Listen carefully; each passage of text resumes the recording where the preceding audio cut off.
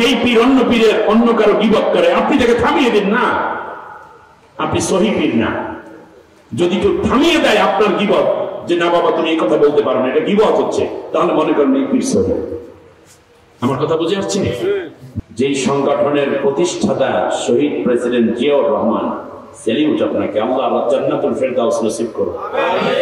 দেশপ্রেমিক হওয়ার কারণেই তাকে হত্যা করেছে ভারতের প্রেতাত্মারা।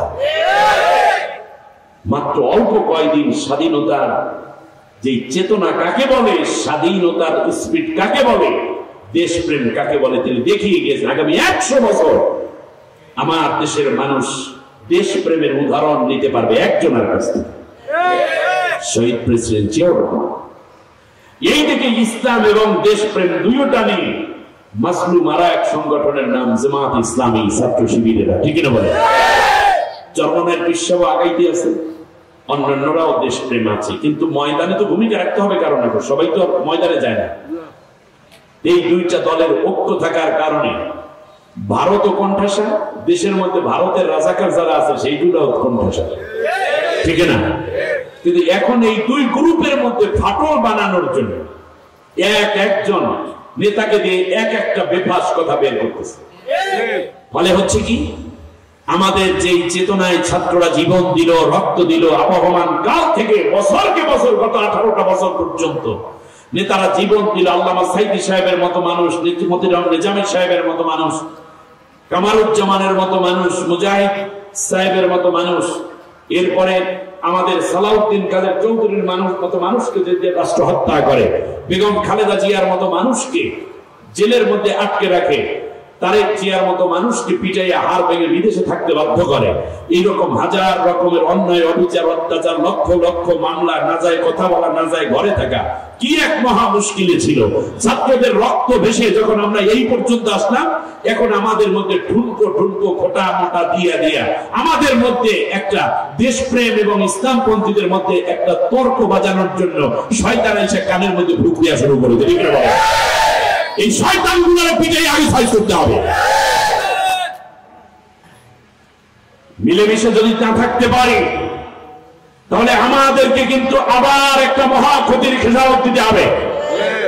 সুতরাং আমাদেরকে খেয়াল রাখতে হবে, দলের মধ্যে কোন আবার ভারতের এজেন্ডা নিয়ে আওয়ামী লীগকে শেল্টার দিয়ে সামনে আগানোর জন্য রয়ের দালালি করে কিনা কেউ। যদি এরকম ধরা পড়ে, তাকে দল থেকে আউট করতে হবে। ইসলাম এবং দেশপ্রেমিকদেরকে দেশ চালাতে হবে। আমরা আমাদের শহীদদের রক্তের হক আদায় করতে চাই। নারায়ণগঞ্জের এক এমপি, উনি 70 রাকাত করে তাহাজ্জুদ পড়তে পড়তে পালাইয়া চলে গেছে। গেলেন কে? নেত্রীর বাসায় প্রতিদিন কোরআন তেলাওয়াতের ধ্বনি আসত, তাহাজ্জুদ দিয়ে দিন শুরু করতেন, আগে রাত শুরু করতেন, ফজর দিয়ে দিন শুরু করতেন, খুব ভালো। কিন্তু যাওয়ার সময় 3000-এর অধিক নিষ্পাপ নির্দোষ আমার দেশের ছাত্র ছাত্রী শিশুকে হত্যা করে দাদার দেশে পালাই গেলেন। কি ব্যাপার? এদের নামাজ ছিল, রোজা ছিল, কিন্তু নামাজ রোজা দ্বারা আল্লাহ যা চেয়েছিলেন তা ছিল না, ভারত যা চেয়েছিল সেইটা করেছিল। বাংলা কথা বলে দিলাম। বিগত নির্বাচনে আসার আগে বলেছিল যে আমরা এবার ক্ষমতায় এসে মদিনার সনদে দেশ চালাবো। মনে আছে আপনাদের? চিন্তা করলাম, এত বড় বৃদ্ধা এক নারী, যাই বলুক না বলুক, মিথ্যা তো আর বলার কথা না। পরে খুঁজে দেখলাম সত্য বলেই নেই। শেষ অবধি সে ক্ষমতা তো আসলো, যেভাবে হোক দিনের ভোট তার দিন। পরে দেখলাম মদিনার সনদে দেশ চলে না, এটা মোদির সনদে চলে। কি পড়লেন, কি করলেন? এই দলটার মধ্যে কত শিক্ষিত মানুষ আছে, উচ্চ শিক্ষিত মানুষ আছে, দেশপ্রেমিক নামের কিছু লোক আছে, সাহিত্যিক আছে, গবেষক আছে, এমনকি কিছু ধার্মিক লোক এদের মধ্যে ছিল। কই গেল তারা? এর মানে হচ্ছে তারা ইবাদতকে সামনে রেখে একটা ঢং করেছিল। কি করছে? ঢং। এই ঢঙ্গি যারা সবাই নাচতে নাচতে চলে গেছে। যাক, এই দিকে যাওয়ার চেয়ে আমরা তো বাঁচা দরকার, ঠিক না? এই জন্য আজকে যেখানে খাবারের ইয়েটা রেখেছিলাম, নামাজ, আনুষ্ঠানিকতার নাম শুধু নয়। আপনি দেখেন এই লোকটাকে ধরলো পুলিশ, কোস্ট গার্ডে ধরলো। ধরার আগে সে তার সুন্দর সাদা দাড়িগুলারে একেবারে ক্লিন শেভ করে ফেলছে। মোষ আর দাড়ি সমানে কামাই ফেলেছে। দরবেশ মাথার সাদা চুলগুলোকে কালো করছে। আপনারা জানেন না মনে হয়? মাথা তো নাড়াইবেন, চালাইবেন, কথাবার্তা তো কইতে হইবে, নাহলে আমি ঘুমাই বলবো। চট্টগ্রামের মানুষের গাওটা তো গরম থাকার কথা, ঠিক না? বলেন রক্ত গরম, বলেন মাথা ঠান্ডা, বলেন মাথা ঠান্ডা, রক্ত গরম। দুইটা ঠান্ডা হইলে চলবে না, একটা ঠান্ডা একটা গরম। আমার গরম রাখবো কি?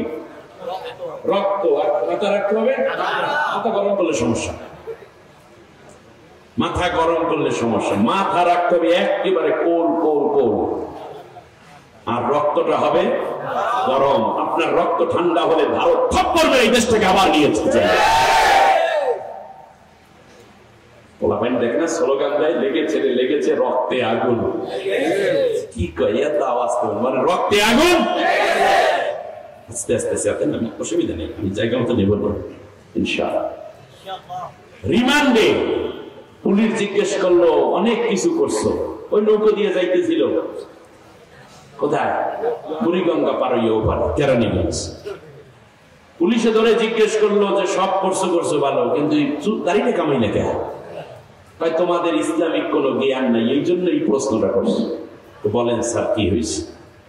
বললো যে দাঁড়িয়ে রাখা হলো সুন্নাত, আর জীবন বাঁচান ফরজ। ফরজ রক্ষা করার জন্য সুন্নতকে কামাই ফেলাইছে, কোনো গুনাহ না।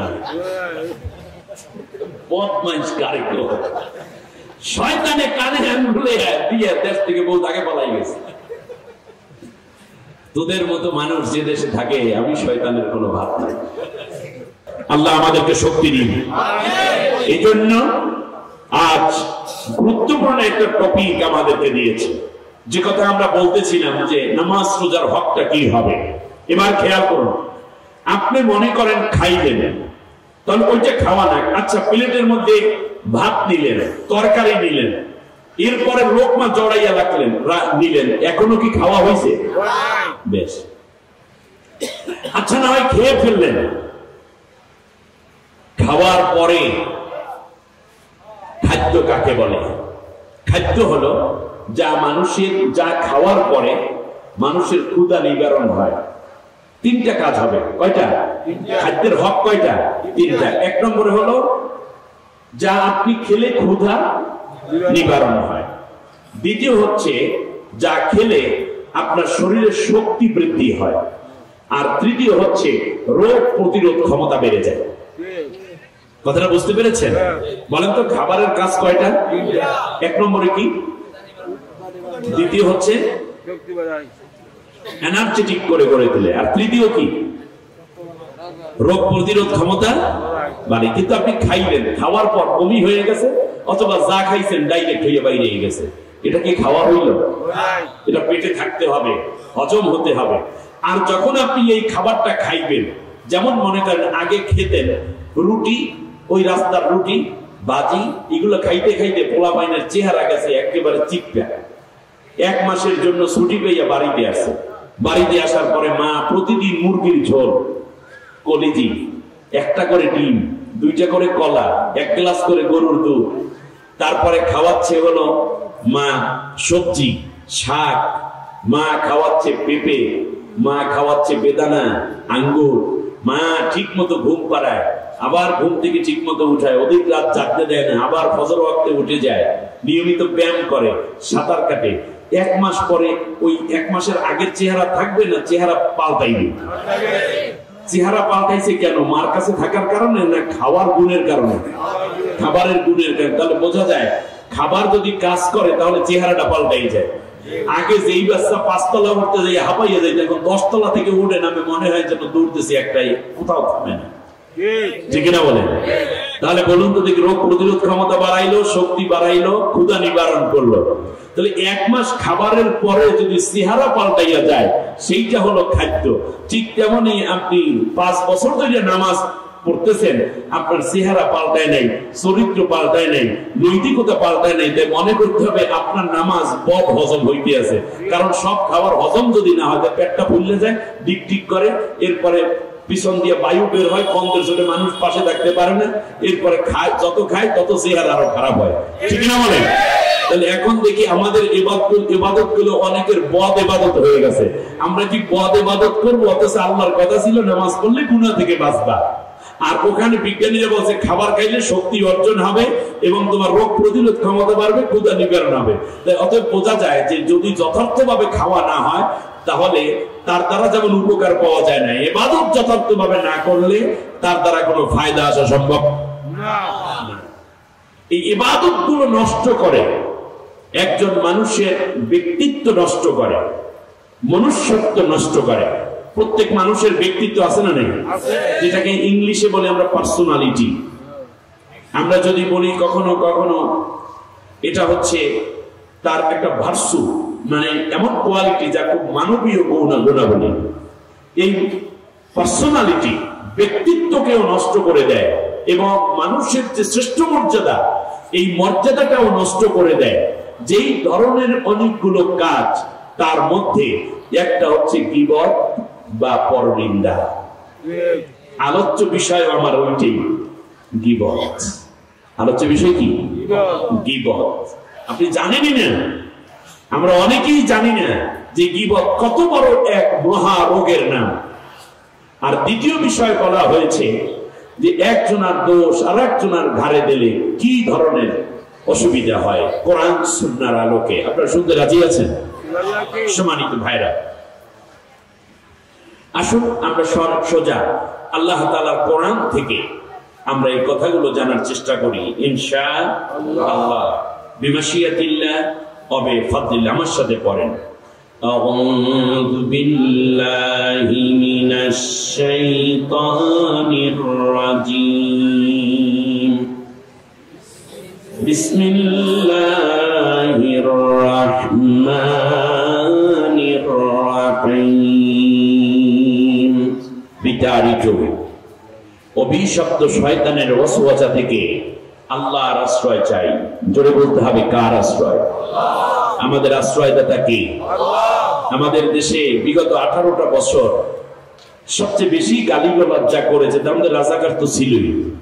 নতুন প্রজন্ম বলে দিয়েছে, চেয়েছিলাম অধিকার, হয়ে গেলাম। এরপর ওরা বললো তুমি কে রাজাকার, আমি কে? বলছে কে? চমৎকার স্লোগান বানাই দিল। আরেকটা গালি দিত, এরা হচ্ছে পাকিস্তানের দালাল।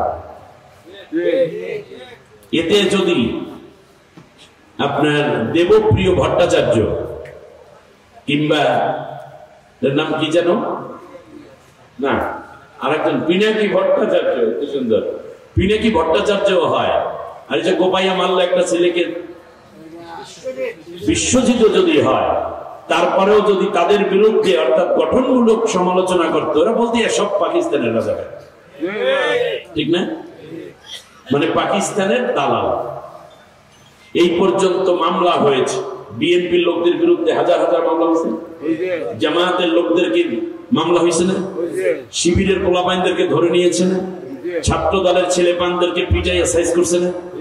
এরপরে আপনি দেখেন নির্যাতন করলো, জেল দিল, মামলা দিল, গুলি করলো, এমনকি কিডন্যাপ করলো, গুম করলো, রিমান্ড দিল, আয়না ঘরে ঢুকাইলো, ফাঁসি পর্যন্ত দিছে।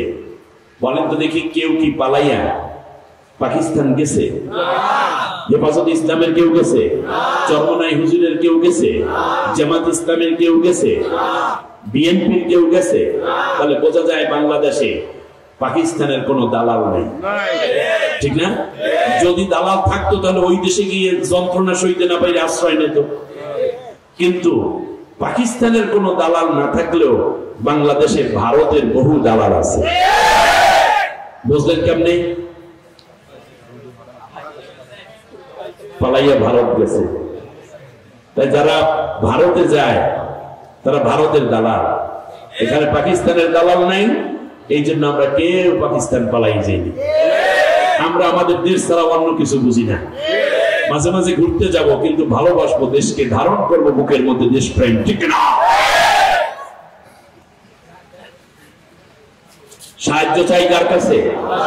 আমাদের আল্লাহ ছাড়া কোন সাহায্যকারী আছে? নাই। পরম করুণাময় অসীম দয়ালু আল্লাহর নামে শুরু করছি। ইয়া আইয়ুহাল্লাযীনা আমানু ইজতানিবু কাসীরাম মিনাল যন্ন ইন্না বা'দায-যন্নি ইসমুন ওয়া লা তাজাসসাসু ওয়া লা ইয়াগতাব বা'দুকুম বা'দান আইয়ুহিব্বু আহাদুকুম আন ইয়াকুলা লাহমা আখিহি মাইতান ফাকারিহতুমুহু ওয়াত্তাকুল্লাহ ইন্নাল্লাহা তাওয়াবুর রাহিম।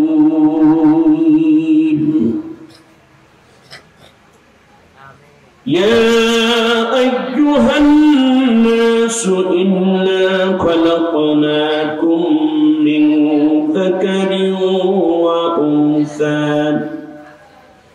وجعلناكم شعوبا وقبائل لتعارفوا إن أكرمكم عند الله أتقاكم إن الله عليم خبير। بالله অর্থ হচ্ছে, হে ওই সমস্ত নারী পুরুষ যারা আমি আল্লাহকে প্রভু বলে স্বীকার করেছো বলে দাবি করছো, যারা ঈমান এনেছো আমার উপরে, তোমরা বেশি বেশি কুধারণা করা থেকে নিজেদেরকে বিরত রাখো। নিঃসন্দেহে জেনে নিবে অনেক কুধারণাই গুনাহের উৎস হয়ে থাকে। আর তোমরা পরস্পরে দোষান্বেষণ করে বেরিও না, একে অন্যের দোষ খোঁজাখুঁজি করে বেড়াইও না, আর একে অন্যের দোষ পরস্পরে বলে বেড়াইও না। তাহলে কি তোমরা এই গীবত করার দ্বারা, দোষ বলে বেড়ানোর দ্বারা তোমাদের মৃত্যু ভাইয়ের, তোমাদের মরা ভাইয়ের শরীরের গোশত খাওয়াটাকে পছন্দ করছো? আসলে তো তোমরা এটাকে পছন্দ করো না, বড়ই ঘৃণা করো। তাহলে তোমরা কেন দোষ বলে বেড়াও? আমি আল্লাহকে গোপনে প্রকাশ্যে তোমরা ভয় করতে থাকো। মনে রাখবে, আমি আল্লাহ তাআলা তওবা কবুলকারী। এই গুণ দোষ করার পরেও যদি তুমি তওবা করো, আমি আল্লাহ তোমাকে মাফ করে দিয়ে তওবা কবুল করে নেব। এ বিশ্বের সমস্ত মানবতা, প্রথমে আল্লাহ ঈমানদারদেরকে লক্ষ্য করেছেন, পরে গেলেন কাদের কাছে? সব মানুষের কাছে। মানুষের কোয়ালিটি, মানুষের মোরালিটি, মানুষের হিউম্যানিটি, বিশ্ব মানবতার জন্য সবচেয়ে বড় দৃষ্টান্তটা কেমন হবে? ঐক্য, ভ্রাতৃত্ব এবং কল্যাণ কামনার ক্ষেত্রে তার একটি মাইল ফলক আল্লাহ সুবহানাহু ওয়া তাআলা এখন যে আয়াতটার অনুবাদ করছি এটার মধ্যে তুলে ধরেছেন। ইয়া আইয়ুহান নাস, হে সমস্ত মানব মণ্ডলী, হিউম্যান বিং। এর মধ্যে হিন্দু আছে, মুসলিম আছে, বৌদ্ধ আছে, খ্রিস্টান আছে, ইহুদি আছে, আস্তিক আছে, নাস্তিক আছে, নামাজি আছে, বেনামাজি আছে। এর মধ্যে ঈমানদার আছে, কাফের আছে, মুজাসি আছে, মুশরিক আছে, লামাযাবি আছে, আহলে হাদিস আছে, মাদখালি আছে, হানাফি আছে, শাফি আছে, মালিকি, হাম্বলি, সব আছে। সিস্তিয়া, কাদরিয়া, মোহাম্মদিয়া, মুজাদ্দিদিয়া, নকশবন্দিয়া, এরপরে কওমি, আলিয়া, ইউনিভার্সিটি, বুয়েট, মেডিকেল সব আছে। এখানে আছে সাংবাদিকতা, পেশাজীবী, রাজনীতিবিদ, চাকরিজীবী, রিটায়ার্ড পার্সন, কম শিক্ষিত, আধা শিক্ষিত, উচ্চ শিক্ষিত, নারী, পুরুষ, জেলে, তাঁতি, সব যে মানুষ তার জন্যই আল্লাহ নির্দেশ দিচ্ছেন। সুবহানাল্লাহ। ইয়া আইয়ুহান নাস, শুরুটা করেছেন ইয়া আইয়ুহাল্লাযিনা আমানু দিয়ে, দ্বিতীয়বারে আসছেন ইয়া আইয়ুহান নাস। এবার আল্লাহ তাআলা অনেক প্রৌঢ় করেছেন, এরিয়াটা অনেক বড় করেছেন। আর ইয়া আইয়ুহাল্লাযিনা আমানু বলে একটা গোষ্ঠীকে বোঝানো হচ্ছে, আর ইয়া আইয়ুহান নাস বলে কি বোঝানো হচ্ছে? পৃথিবীর সমস্ত মানবতাকে, আফ্রিকার জঙ্গলে থাকা মানুষটি পর্যন্ত, সমুদ্রের তটে বসবাসকারী ঝুপড়ির মধ্যে সেই বেদে পর্যন্ত সকলকে আল্লাহ ইনক্লুড করলেন। ইন্না খলাকনাকুম মিন যাকারিন ওয়া উনসা, আমি আল্লাহ তোমাদেরকে দুইটা জাতে তৈরি করেছি। কয় জাত? আমাদের জাতের অভাব নাই। জাতের নামে বদজাতি সব, জালজালিয়াত, খেলছে জুয়া, সুইরি জাত যাবে, জাত কি ছেলের হাতের মোয়া? কবি রবি নজরুল বলেছিলেন যে হিন্দু ভাইরা অনেকের সময় দেখা যায় একটু ধরলেই বলে উষ্ট লাগছে, উষ্ট। মুসলমানরা যদি তাদের খাবারে হাত দেয় তাহলে খাবার উষ্ট লাগে, এটা ফেলে দেয়। উষ্ট বুঝেন? এই তাদের পানিতে যদি হাত দেয় তাহলে উষ্ট লাগে, মিষ্টান্নতে হাত দিলে উষ্ট লাগে, এটা তারা ফেলে দেয় আর খায় না। যাই হোক, আল্লাহ তাআলা বলছেন, শোনো, ইয়া আইয়ুহান নাস, হে বিশ্বের সমগ্র মানব জাতি, তোমরা শোনো, ইন্না খলাকনাকুম মিন যাকারিন ওয়া উনসা, আমি আল্লাহ তোমাদেরকে দুইটা জাতি তৈরি করেছি। তাহলে আল্লাহর কাছে জাত কয়টা? আমরা কত জাত বানাইলাম, আর আল্লাহ কয় দুইটা জাত। সুবহানাল্লাহ। আল্লাহু আকবার। আল্লাহ কত বড়! কারণ ইয়া আইয়ুহান নাস ইত্তাকু রাব্বাকুমুল্লাযী খালাকাকুম মিন নাফসিন ওয়াহিদা ওয়া খালাকা মিনহা যাওজাহা ওয়া বাথা মিনহুমা রিজালান কাসীরান ওয়া নিসাআ। আল্লাহ রাব্বুল আলামিন বলেন, হে দুনিয়ার সমস্ত মানুষেরা, আমি তোমাদেরকে তৈরি করার জন্য প্রথমে একটা আত্মা তৈরি করেছি, ওইটার নাম আদম। আমি আল্লাহ রাব্বুল আলামিন ওই আদম থেকে আমি তার স্ত্রী সহধর্মিণীকে তৈরি করলাম। হয়ে গেল কয়জন? দুইজন। এই দুইজনের মধ্য থেকে ওয়াবাত্তা মিনহুমা রিজালান কাসীরান ওয়া নিসাআ। এরপরে আমি আল্লাহ তামাম দুনিয়ায় অগণিত নারী পুরুষ দিন দিন বৃদ্ধি করে দিলাম। অতএব তোমাদের আদি মাতা একজন, আদি পিতা একজন। অতএব ধর্ম যাই নাম দাও না কেন, মাযহাব যা নাম দাও না কেন, তরিকার নাম যাই দাও না কেন, ভ্রাতৃত্ব ভুলে যাইও না, বন্ধুত্ব ভুলে যাইও না। তোরা কিন্তু বাপ এক, মা এক। বাবার নাম কি? মায়ের নাম কি? তাহলে আমরা সবাই কি এক? আমার ভাইয়েরা, আল্লাহ রাব্বুল আলামিন বললেন, ইয়া আইয়ুহান নাস ইন্না খলাকনাকুম মিন যাকারিন ওয়া উনসা, আমি তোমাদেরকে দুই জাতে বানিয়েছি। একটা হলো পুরুষ জাত, আর একটা হলো নারী জাত। জাত কয়টা? কার কাছে? আল্লাহর কাছে। বিশ্ব ভ্রাতৃত্ব যদি গড়ে তুলতে হয়, বিশ্বকে যদি শান্ত করতে হয়, বিশ্বে যদি শান্তির ভলু দ্বারা বহাতে হয়, তাহলে আয়াতকে আমাদের মনে রাখা দরকার। সংকীর্ণতা, দলীয় সংকীর্ণতা, মাযহাবের সংকীর্ণতা, ধর্মের সংকীর্ণতা, কিংবা কখনো কখনো আমাদের তরিকার সংকীর্ণতা, এগুলো থেকে তো উঠতেই হবে। সর্বোপরি অন্য ভাই বোনদেরকেও দ্বীনের দাওয়াতের ক্ষেত্রে এই আয়াতটাকে আমরা সামনে রেখে সবাইকে কাছে ডাকার একটা সুযোগ আছে। আর না হোক, তারা তো আল্লাহর বান্দা, তারা তো সৃষ্টি, সেই হিসাবেও তাদের একটা রেসপন্সিবিলিটি থাকে সেই হিসাবে তাদের একটা অনারিটি থাকে, সেই হিসাবে আমাদের দায়বদ্ধতা আছে, সেই হিসাবে তাদের একটা সম্মান দেওয়ার, সম্মান পাওয়ার অধিকার আছে। বিশ্বনবী সাল্লাল্লাহু আলাইহি ওয়াসাল্লাম এমনি করে সাহাবীদেরকে নিয়ে কথা বলছেন। সাহাবীরা তো নবীর দিকে তাকিয়ে আছে, রাস্তা দিয়ে, রাস্তাটা বিপরীত দিকে, মিম্বরে নবী বসা, একটা লাশ নিয়ে যাচ্ছে। রাসূল সাল্লাল্লাহু আলাইহি ওয়াসাল্লাম দাঁড়িয়ে গেলেন। সাহাবীগণ আরজ করলো, ইয়া রাসূলুল্লাহ, ওই যে নবী দাঁড়াইছে দেখে সাহাবীর একটু পিছনে তাকাইবি না, কি ঘটলো পিছনের দিকে?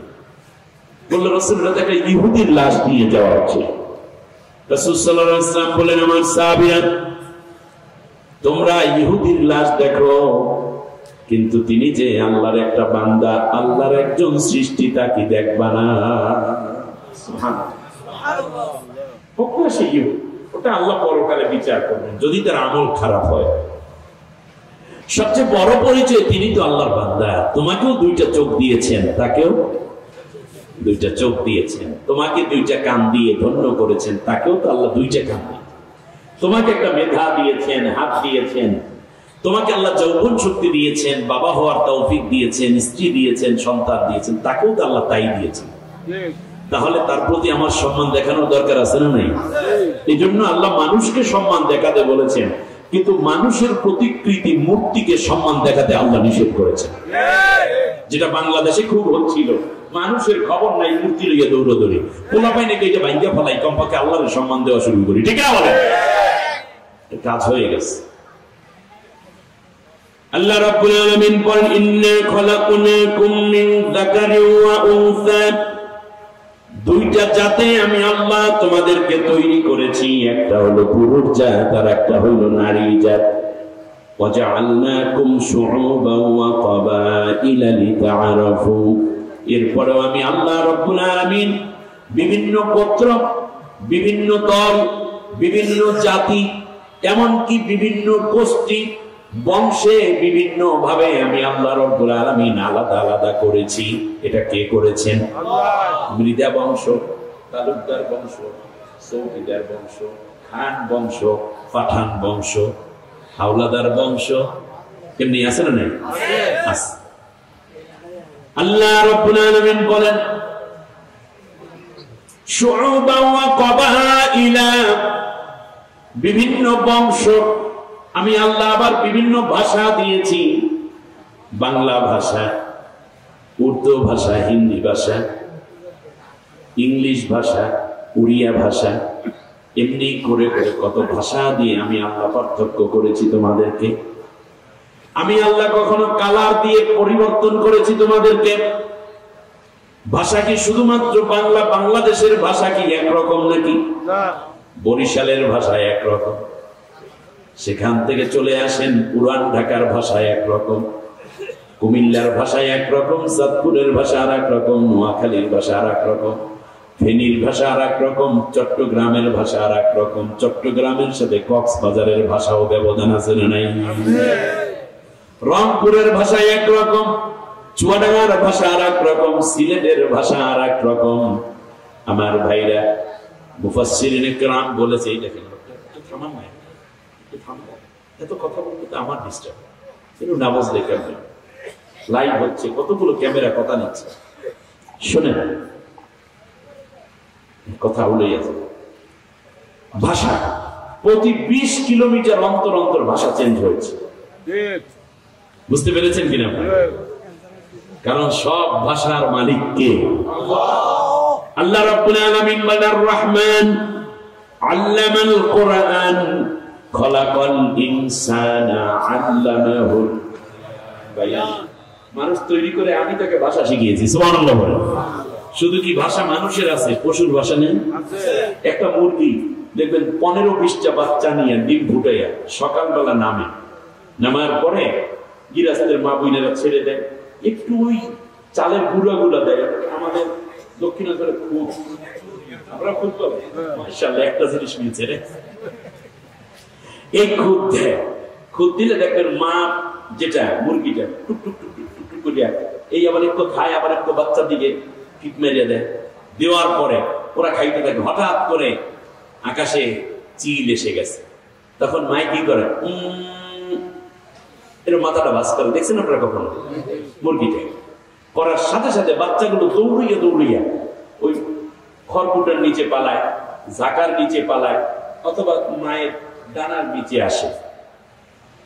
এরপর যখন বিপদ চলে যায় তখন আবার মা টুকটুক করে আওয়াজ দেয়, সবগুলো দৌড়ে আসে। তাহলে বোঝা যায় রাত্রে ফোটা বাচ্চাটিও সকালবেলা মায়ের ভাষা বোঝে। সবচেয়ে দুর্বল হলো মানুষ। এই মাত্র একটা ছাগলের বাচ্চা, কুকুরের বাচ্চা, বানরের বাচ্চা কিংবা একটা গরুর বাচ্চা বিয়ে এলো, বাচ্চা দিল, আপনি দেখবেন এই আধা ঘন্টার মধ্যে একেবারে মায়ের সাথে মাঠে ঘাটে দৌড়াদৌড়ি করতেছে, ঠিক না?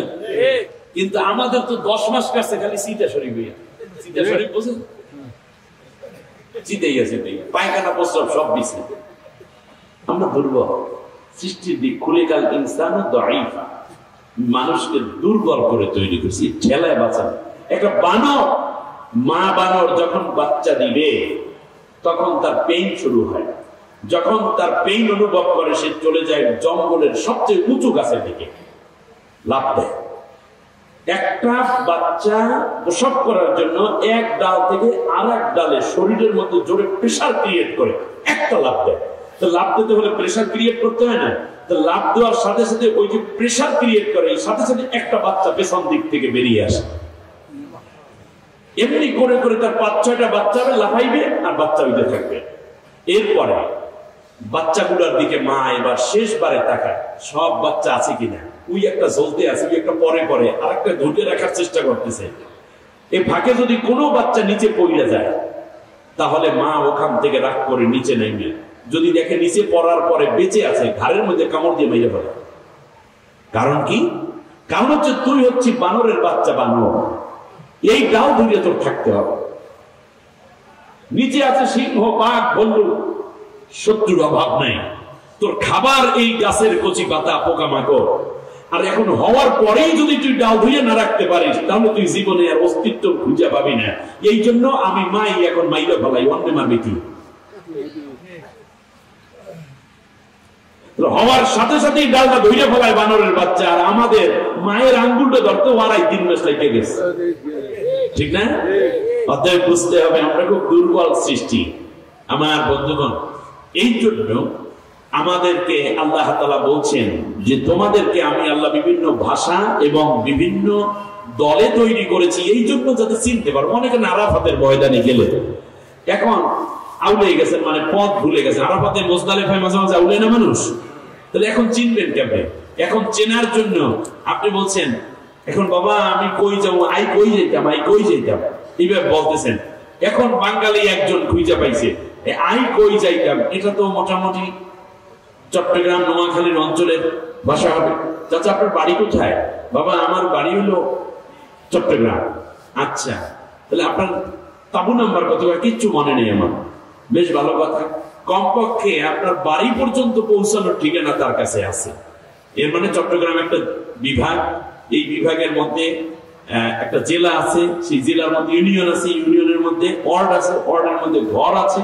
এগুলো সব দেখে দেখে আপনার মালামাল আপনাকে পৌঁছানোর একটা ব্যবস্থা করা যাবে। যদি এই পরিচিতিটুকু না থাকতো তাহলে তো আপনি আমলেই যেতেন। সবাই ভাষা যদি আরবি হইতো তাহলে বাংলাদেশে আসতে পারে। আমলেই তো জন্মের মতো আমলেই তো, ঠিক না বলেন? এই জন্য আপনি দেখবেন আরবির মধ্যে মিশরের আরবি একরকম, মক্কার আরবি একরকম, মদিনার আরবি একরকম, ইরাকের আরবি আর একরকম। এর মানে হচ্ছে ইয়ামেনের আরবি কিন্তু আর একরকম। আমরা যখন আরবিতে কথা বলি তাদের সাথে এক একটা একরকম। ইংলিশও কিন্তু আলাদা। আমেরিকার ইংলিশ একরকম, আপনার লন্ডনের স্পেলও অন্যরকম, শুধু উচ্চারণ না, রিটেন যেটা আমরা লেখি, লেখা উচ্চারণ। যেমন সেন্টার, CENTER, সেন্টার, এটা হলো আমেরিকান। CENTRE এটা হলো ব্রিটিশ।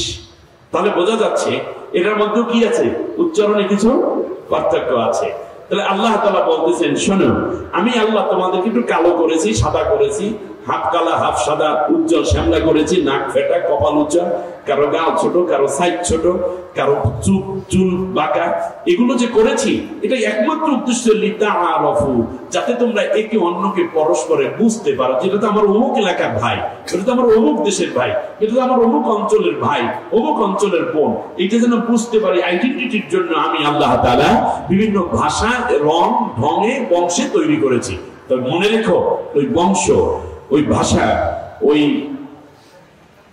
যে মর্যাদা, বংশীয় মর্যাদা, এইগুলোর কোনো দাম আমি আল্লাহর কাছে নাই।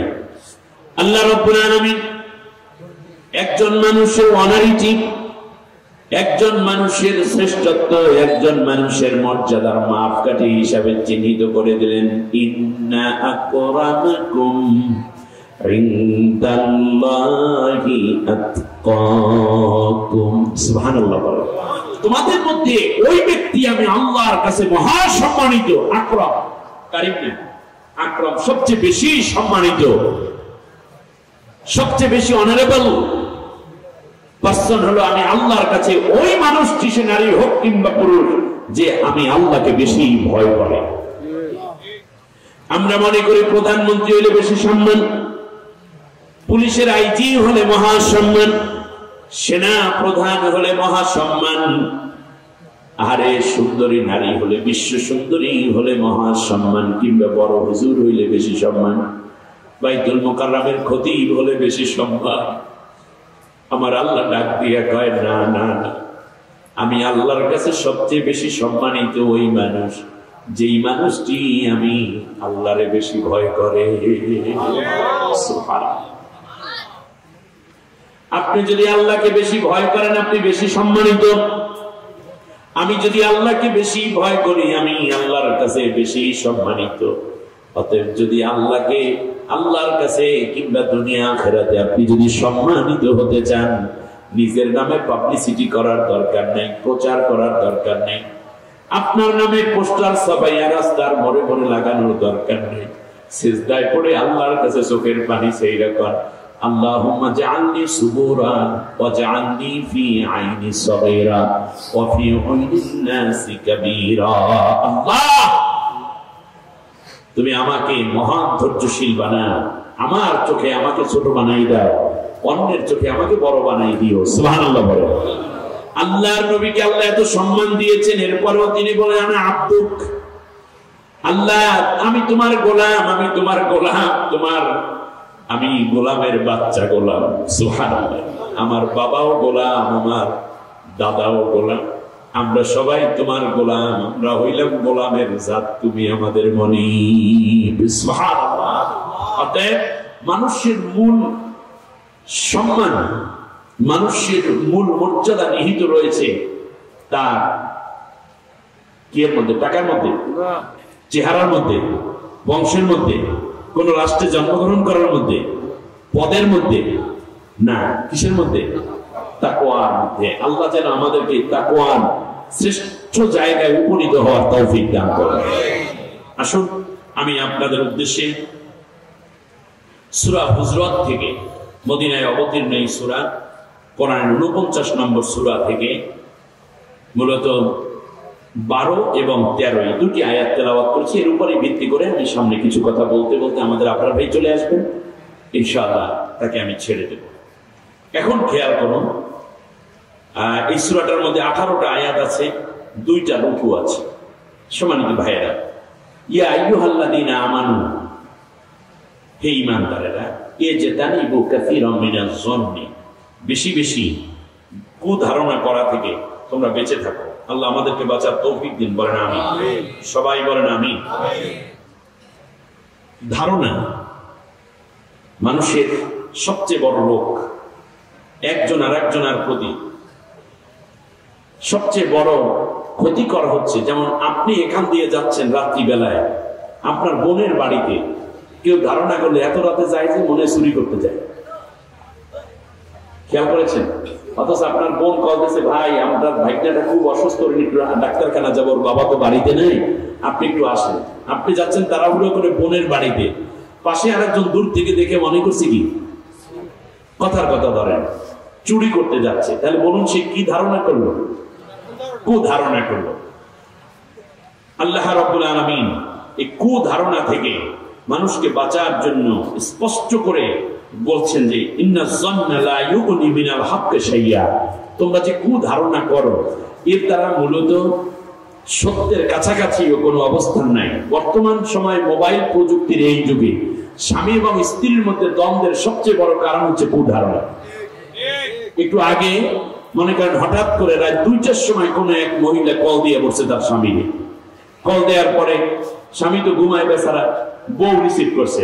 এখন জিজ্ঞেস করছি, হ্যালো তুমি কি কেমন আছো, 2 দিন হয়ে গেছে তোমার কোনো খবর নাই। মহিলা তো রাত 12টার সময় পৌষ মাসের দিন ভুইলা মোটামুটি 1 জনে 3 জন হয়েছে, ঠিক কিনা বলেন? স্বামীর মাথার মধ্যে যদি কিল মেললে কয় কি শোনো কি কথা।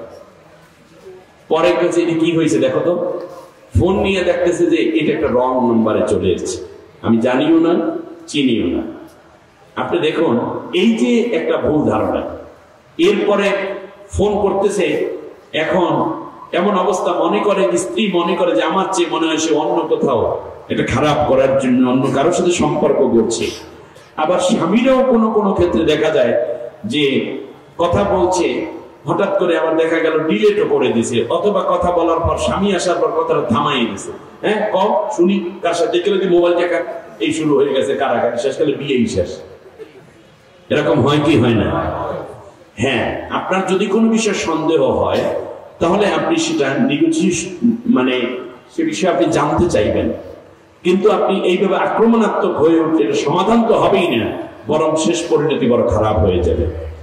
আমার দেশে একটা ট্রাইব্যুনাল বানানো হয়েছিল, যুদ্ধ অপরাধ ট্রাইব্যুনাল। আমার কথা আপনাদের বুঝে আসে না মনে হয়? তো আল্লাহ তাআলা বলছেন ধারণা করা সত্যের কোনো কাছেও নাই। অতএব আমরা কুধারণা থেকে বেঁচে থাকি, আল্লাহ আমাদেরকে বাঁচার তৌফিক দিন।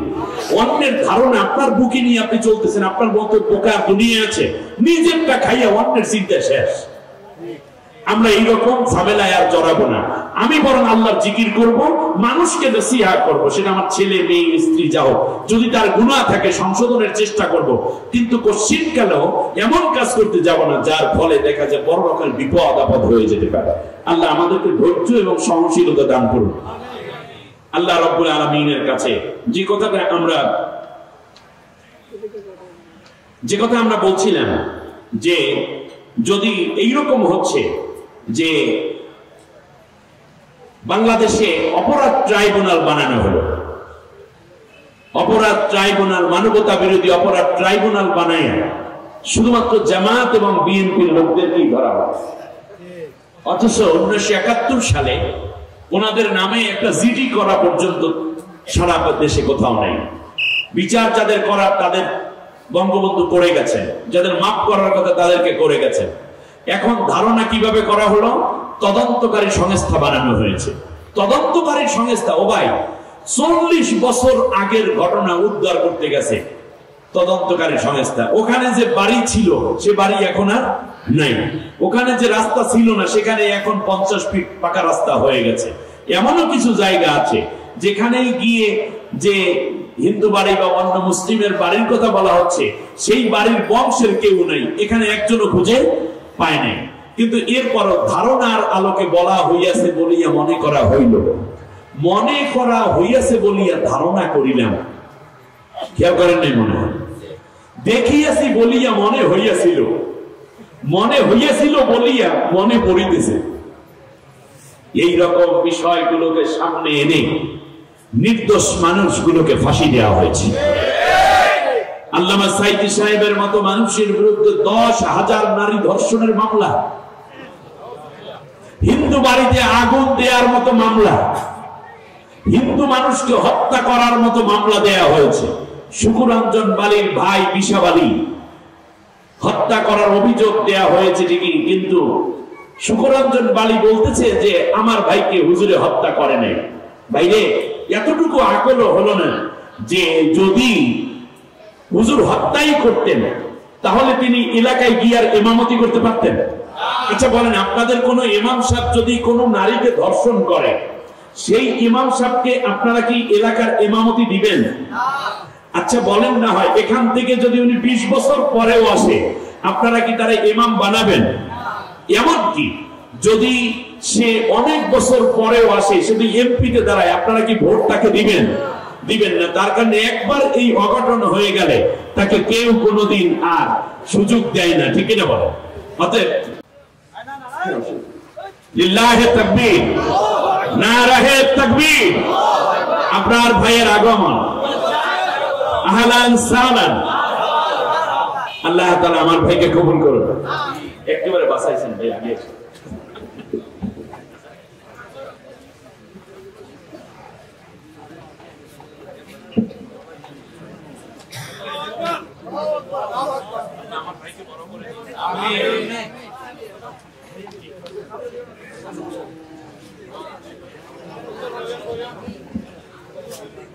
সম্মানিত ভাইরা, এবারে আসেন,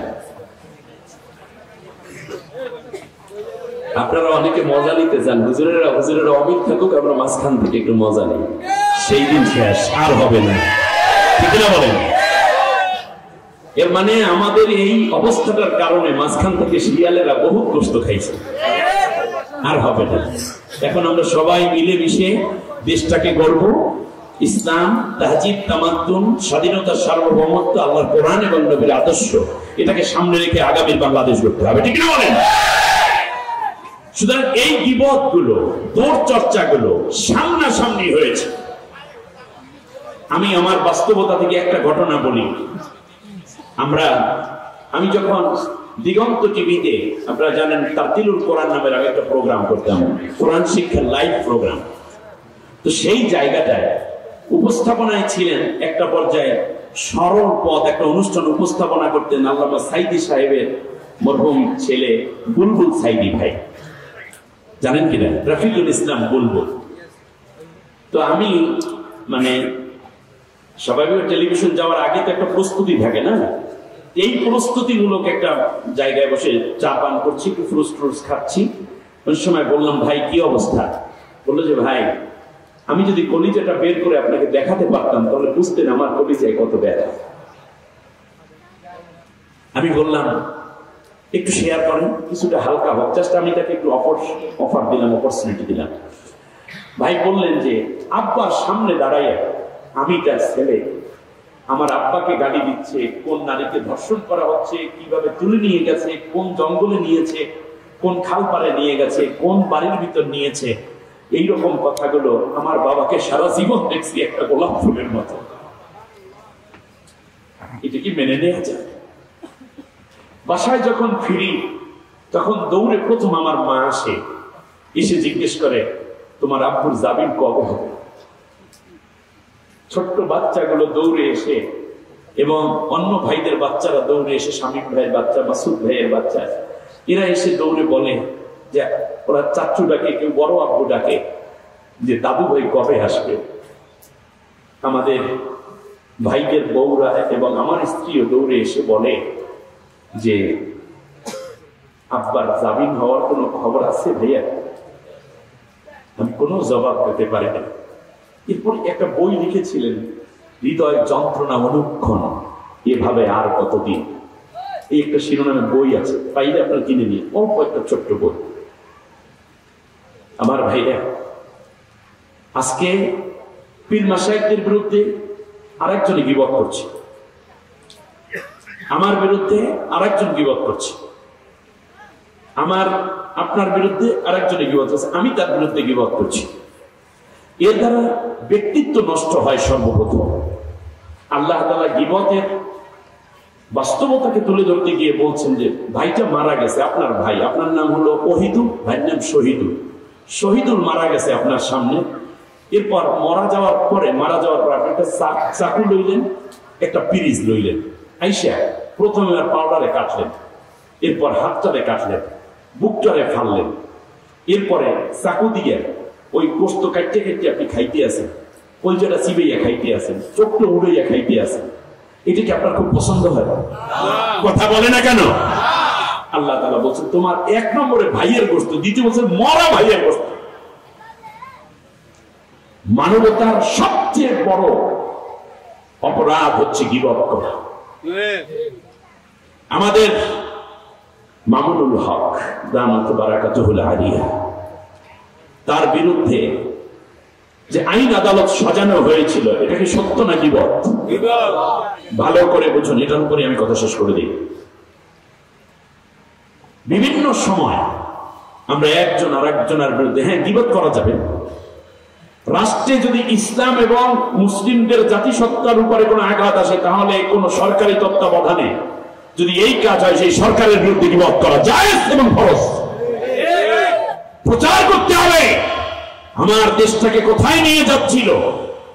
আমার ভাই, আমরা সহযোদ্ধা, বিভিন্ন বিষয়গুলোকে অ্যানালাইসিস করার মতো বর্তমানে যারা একে অন্যকে মনে করেছি হ্যাঁ এখানে মেধা আছে, আইডেন্টিফাই করতে হবে, তারা মিলে আমরা একটা জায়গায় এখন আছি। সেই জায়গাগুলো থেকে আমরা দেখেছি আমাদের সমাজের সবচেয়ে বড় দোষ হচ্ছে গীবত। আল্লাহ নবী সাল্লাল্লাহু আলাইহি ওয়াসাল্লাম বলেছেন যেখানে গীবত হয় সেখানে আল্লাহর রহমত থাকে না, গজব আসে। ওই জায়গা থেকে তুমি চলে যাও। গীবতের সবচেয়ে বড় পরিণতি হচ্ছে আপনি যার বিরুদ্ধে গীবত করছেন পার্সোনাল, ওই ব্যক্তির গুনাহ আপনার নামায়, আপনার আমল নামায় আসতেছে, আর আপনার নেকগুলো তার আমল নামায় চলে যাচ্ছে। এটি খেয়াল করতে পারছেন? এর মানে নিজেরটা খাইয়া পরের গুনাহ লওয়া। নারীদের ভেতরে এই কাজগুলো কম না, অনেক ক্ষেত্রে বেশি দেখা যায়।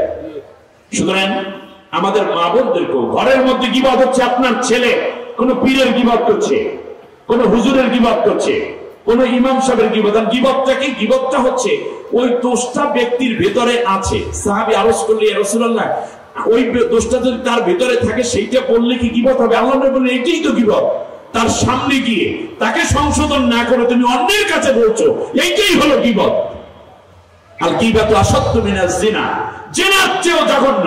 কারণ আপনি যদি জিনা করেন ডেইলি দুইটা নারীর ইজ্জত আপনি নষ্ট করতে পারেন সর্বোচ্চ, এরপর আপনি আর পারবেন না। কিন্তু আপনার জিহ্বা দিয়ে আপনি হাজার হাজার নেককার মানুষ, ভালো মানুষের বিরুদ্ধে কথা ছড়িয়ে দিতে পারেন। এই জন্য ইজ্জত নষ্ট করতে হবে জিহ্বা দিয়ে। এই জন্য জিনার চেয়ে গীবতটা জঘন্য। বিগত বছরগুলোতে আলেমদের গীবত শুনতে শুনতে এই জাতি ক্লান্ত হয়ে গেছে। ওই পাপের বোঝায় আল্লাহ ওদেরকে দেশ ছাড়া করে দিয়েছে। গীবত জিনা করা আপনারা পছন্দ করেন? তাহলে গীবত করাও। এইমাত্র ইমাম সাহেবের পিছনে নামাজ পড়লো, নামাজ শেষ করে জুতা জোড়া পায়ে দিয়ে নামবে, একটা জুতা পায়ের ভিতর ঢুকাই এই ইমাম সাহেবের বিরুদ্ধে গীবত করে। কপাল পরা মুসল্লি দিয়ে একজন মসজিদে আছেন নেই, ইমাম সাহেবের বিরুদ্ধে গীবত করার জন্য কোন করে বৈঠক করে। হ্যাঁ আরে ইমাম সাহেব তো অমুকপন্থী তমুকপন্থী, এই যে এখন আর রাখা যাইবে না, এটা থাকলে কেমন হয়, এই যে কথাটা কইলো এটা কি ঠিক কইলো?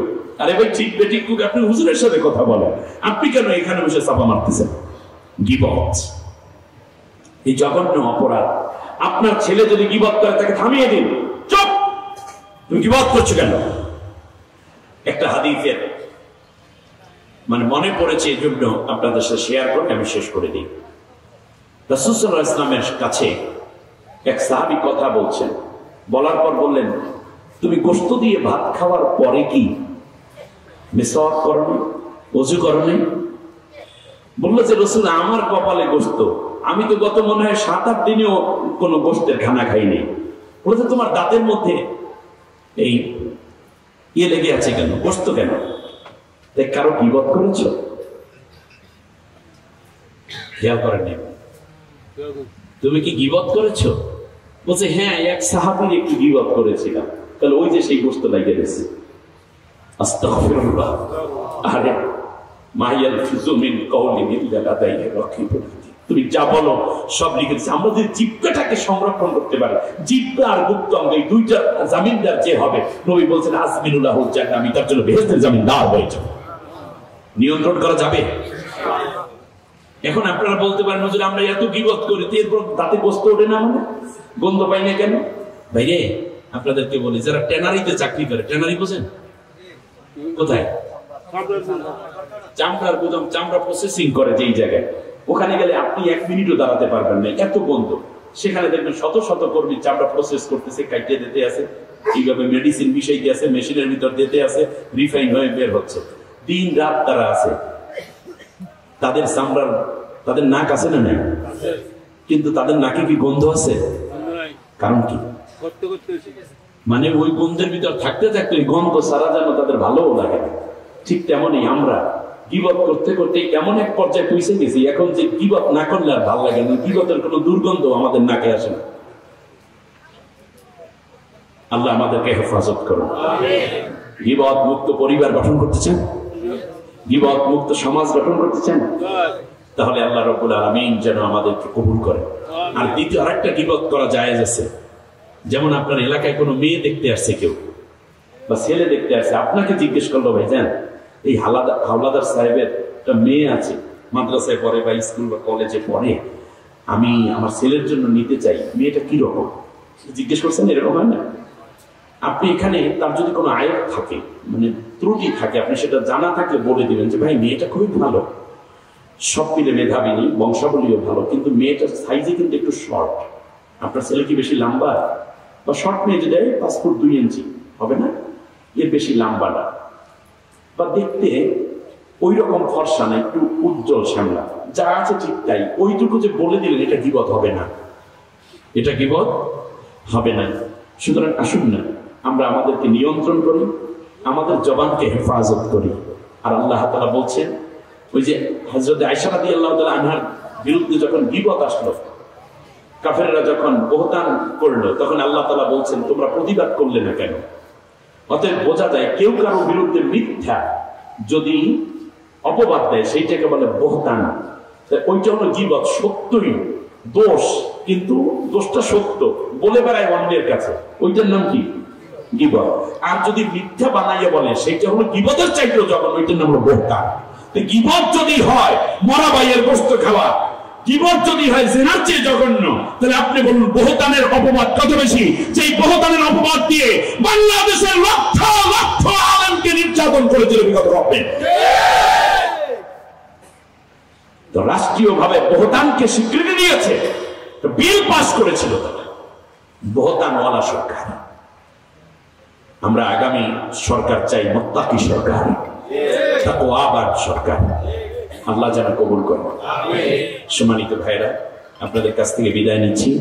আমার ভাই সুন্দর কথা বলেন, প্রত্যেকটা দালিলিক কথা। আমি তার একজন ভক্ত, রীতিমতো রেজাউল করিম আপনার ভাইয়ের কথা আমি নিয়মিত শুনি, এবং অনেক নতুন তথ্যবহুল কথা। আমার ভাইয়ের জন্য সামনে প্রশংসা নয়, দোয়া করছি আল্লাহ তাআলা এই সময়ে একজন রাহনুমা হিসাবে, একজন সংস্কারক হিসাবে আল্লাহ যেন আমার ভাইয়ের জ্ঞান, প্রজ্ঞা, উদারতা এবং তার কর্মদক্ষতা, আল্লাহ যেন তাকে আরো বৃদ্ধি করে দেন। আমার ভাইটা অনেক উঁচু হলে আমি বেশি খুশি হব। অন্যের ভালো দেখে কখনো নিজের মনে কষ্ট নিবেন না, এবং আরো দোয়া করবেন, কারণ যেই আল্লাহ তাকে বড় করেছে আপনাকে সেই আল্লাহ তার চেয়ে বড় করে দিতে পারে। অতএব অন্যের জন্য যে দোয়া হবে সেটা আল্লাহ আপনার জন্য কবুল করে নেবেন। আর সব মিলে তো এক হব না, কেউ উঁচু থাকবে, কেউ নিচু থাকবে, আর উঁচু নিচু নিয়ে আল্লাহর কোনো পার্থক্য নেই। আল্লাহ চিন্না আক্রমাকুম ইনদাল্লাহি আয়াত তেলাওয়াত করলাম না, এই কথাগুলো যেন আমরা মনে রাখতে পারি। মসজিদের মধ্যে কেউ গীবত করতে চাইলে মসজিদ থেকে বের করে দেন, পরিবারে গীবত করতে চাইলে থামিয়ে দেন, প্রতিষ্ঠানে গীবত করতে চাইলে তাকে প্রতিষ্ঠান থেকে সংশোধন করুন। যদি পীরদের মধ্যে পীরেরা কেউ পীরের ইয়ে করে, গীবত করে, মুরিদরা হা হা কইলেন না, পীরকে থামিয়ে দেন। যেই পীর অন্য পীরের অন্য কারো গীবত করে আপনি তাকে থামিয়ে দেন না, আপনি সহি পীর না। যদি কেউ থামিয়ে দেয় আপনার গীবত, যে না বাবা তুমি এই কথা বলতে পারো না, এটা গীবত হচ্ছে, তাহলে মনে করেন এই পীর সহি। আমার কথা বুঝে আসছে? মুরব্বী, পীর, ওস্তাদ, বাবা মা সবাইকে যদি আমরা পরস্পরের সহযোগিতা করতে পারি, তাহলে গীবত মুক্ত একটা সমাজ হবে। হৃদয়ে হৃদয়ে লেগে থাকবো, ভালো নিয়ে চলবো। আল্লাহ আমাদের সবাইকে কবুল করুন, আমিন। সুবহানাকাল্লাহুম্মা বিহামদিক, আশহাদু আল্লা ইলাহা ইল্লা আনতা, আস্তাগফিরুকা ওয়া আতুবু ইলাইক। আসসালামু আলাইকুম।